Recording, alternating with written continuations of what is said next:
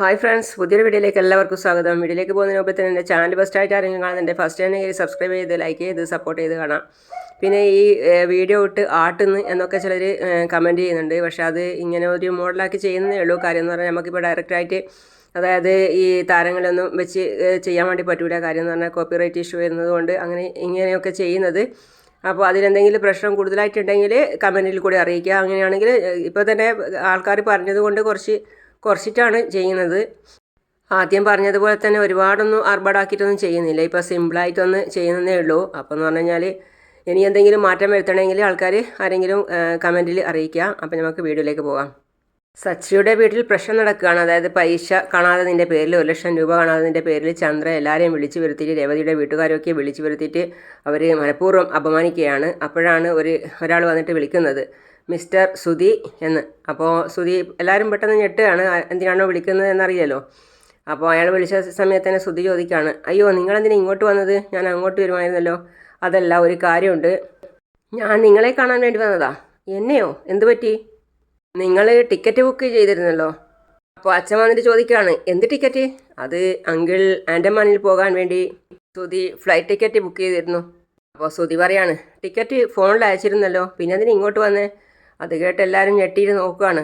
പരസ്പരം രേവതിയോ സച്ചിയോ അച്ഛനോ അമ്മയോ ഒക്കെ എല്ലാവരും ശ്രദ്ധിക്കുകയാണ്. കാരണം എന്ന് വെച്ചാൽ ഇവരിങ്ങനെ ഒരു യാത്രയ്ക്കുള്ള തയ്യാറെടുപ്പിൽ സുധി ആയതുകൊണ്ട്. അപ്പോൾ അവർ പറയാണ്, നിങ്ങൾ ക്യാഷ് നേരിട്ട് അടച്ചിട്ടാണല്ലോ ടിക്കറ്റ് ബുക്ക് ചെയ്തിരുന്നത്.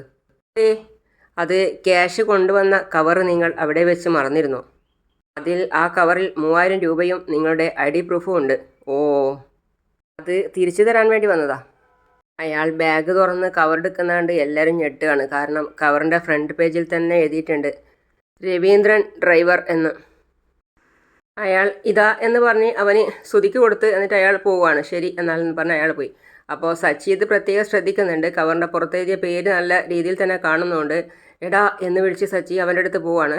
പറയുന്നടാ ഡാ എന്തിനി കവർ എന്തിനാ? അപ്പോൾ ശ്രുതിയും കൂടി ഇടപെടുകയാണ്. സച്ചി വിട് എന്താ ചെയ്യുന്നത്? കവറിങ് തരാനാ പറഞ്ഞത്, വിട് കവർ താ എന്ന് പറഞ്ഞ് അവൻ വാങ്ങിക്കുകയാണ്. ചന്ദ്രയും രേവതിയും കൂടി പോവുകയാണ് അവരെ പിടിച്ച് മാറ്റാൻ വേണ്ടിയിട്ട്. വീട് സച്ചി എന്ന് പറഞ്ഞ് ശ്രുതിയും അതിൻ്റെ ഇടയിൽ കയറിയിട്ടുണ്ട്. അപ്പോൾ സച്ചി എങ്ങനെയല്ലോ അത് പിടിച്ച് വാങ്ങി. സച്ചി കവർ പിടിച്ച് വാങ്ങിയിട്ട് ശ്രുതിയോട് ചോദിക്കുകയാണ്, നിൻ്റെ പേര് ശ്രുതി എന്നല്ലേ? രവീന്ദ്രൻ ഡ്രൈവർ എന്നല്ലല്ലോ? എന്നിട്ട് അച്ഛനോട് ചോദിക്കുകയാണ് സച്ചി, അച്ഛാ ഈ കവർ എവിടെയെങ്കിലും കണ്ടതായിട്ട് ഓർമ്മയുണ്ടോ? അങ്ങനെ ഒരു പേരെഴുതിയ കവർ കണ്ട് എല്ലാവരും നോക്കുകയാണ്. എന്നിട്ട് സച്ചി പറയാണ്, മധുസൂദൻ ഈ കവറിൽ അച്ഛന് ക്യാഷ് തന്നിട്ടുള്ളത്. 1,00,000 രൂപ അച്ഛൻ അമ്മയെ ഏൽപ്പിച്ചില്ലേ, ആ കവറായത്.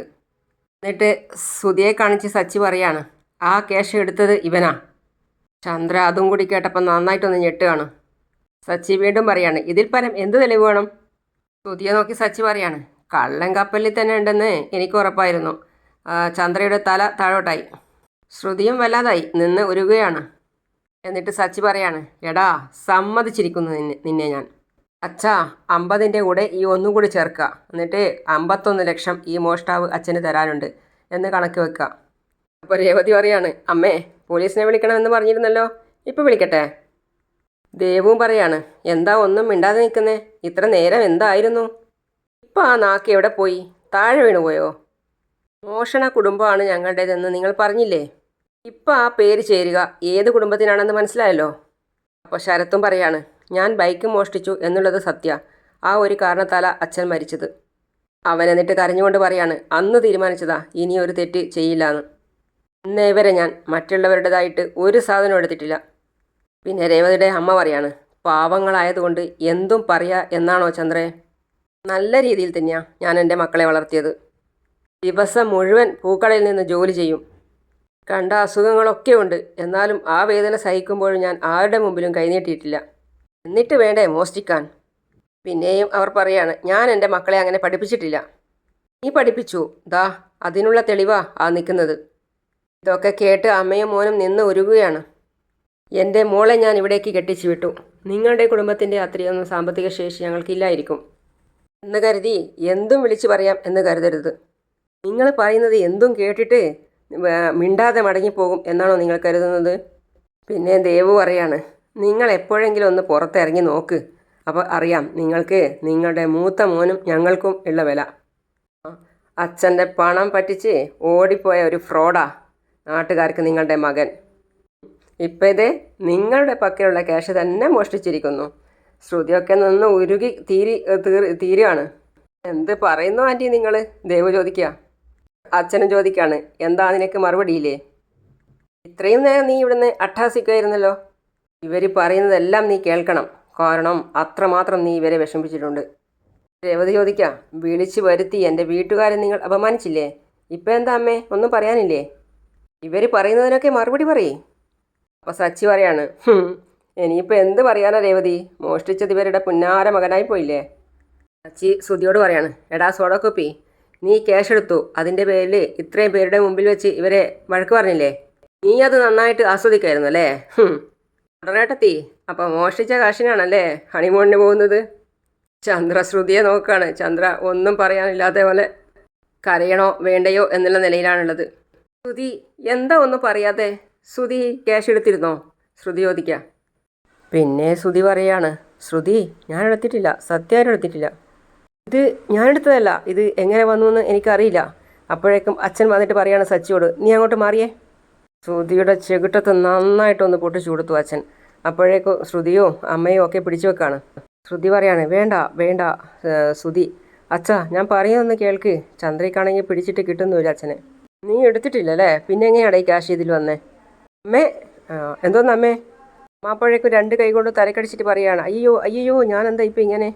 ഓരോരോ പ്രശ്നം വന്ന് തലയിൽ കയറുമ്പോൾ ഞാനൊക്കെ മറക്കുകയാണല്ലോ എന്ന് പറഞ്ഞ് തലക്കടിച്ച് കരയാണ് അവർ. എനിക്കിപ്പോൾ എന്താ പറ്റിയത്? അയ്യോ അയ്യോ ദൈവമേ, ഞാൻ എന്താ ഇങ്ങനെ മറന്നുപോയത് എന്ന് പറഞ്ഞ് അവർ തലക്കടിച്ച് കരയാണ്. അപ്പോൾ സച്ചിക്ക് വിഷമമായിട്ട് സച്ചി അവരെ തന്നെ നോക്കുകയാണ്. അപ്പോൾ അമ്മ മാറി. അമ്മ പറയാണ്, ഞാൻ തന്നെയാ ടിക്കറ്റ് എടുക്കാൻ വേണ്ടി ഇവൻ്റെ കയ്യിൽ ക്യാഷ് കൊടുത്തത്. അമ്മ മകനോടുള്ള സ്നേഹം കാരണം അമ്മ അങ്ങനെയൊക്കെ പറഞ്ഞ് ഒപ്പിക്കുകയാണ്.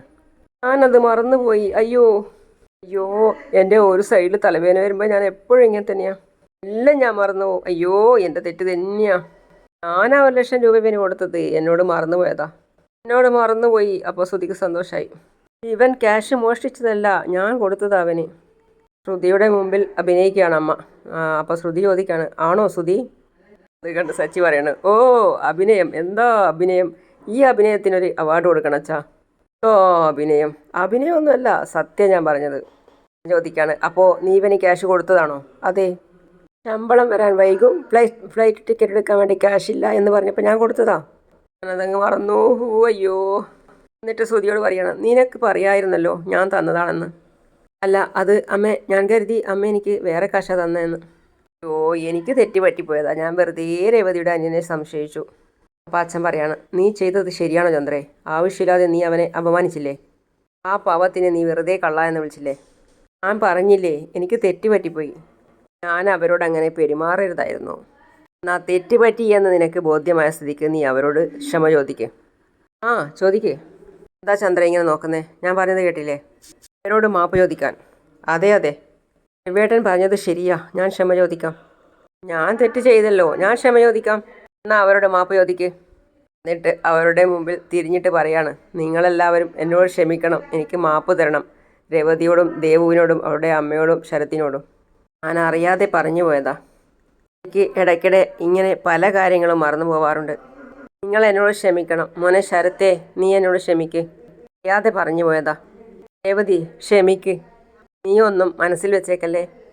സച്ചി പുറകിൽ നിന്ന് കൈയടിക്കുകയാണ്. എന്നിട്ട് പറയാണ്, എന്താ അഭിനയം, അമ്മയ്ക്ക് നാടകത്തിലും സിനിമയിലും ഒക്കെ അഭിനയിച്ചൂടെ?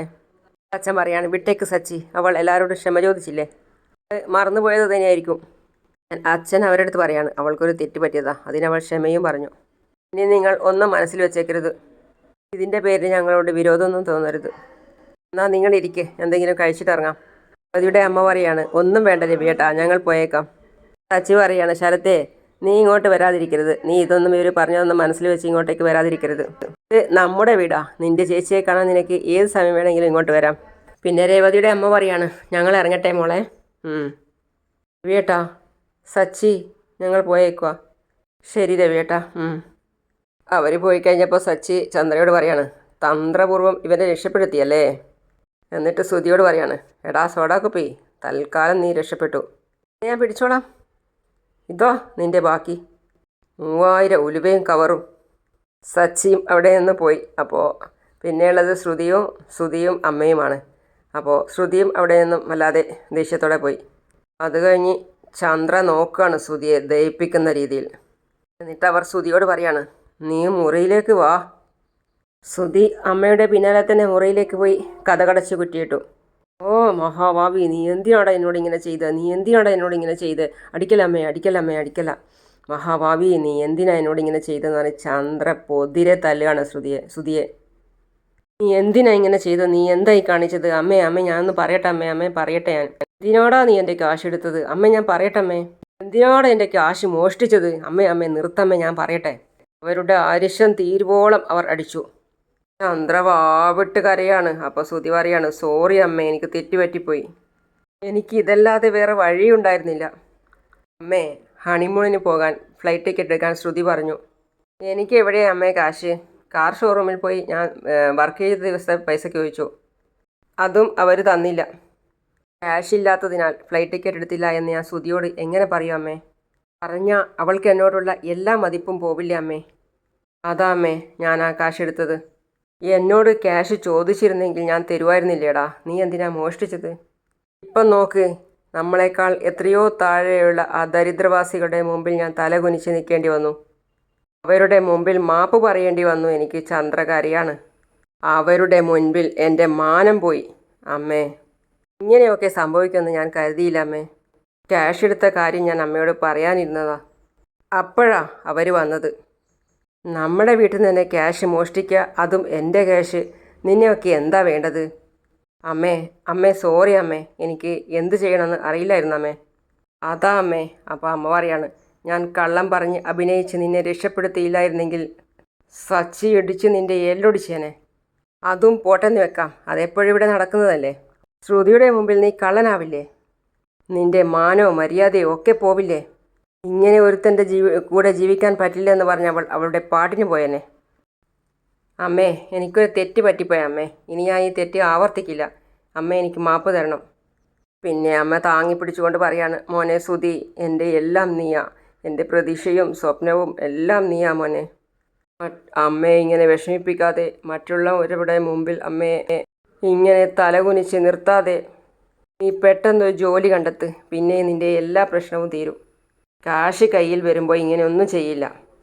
എങ്ങനെയെങ്കിലും ഒരു ജോലി കണ്ടെത്തണം.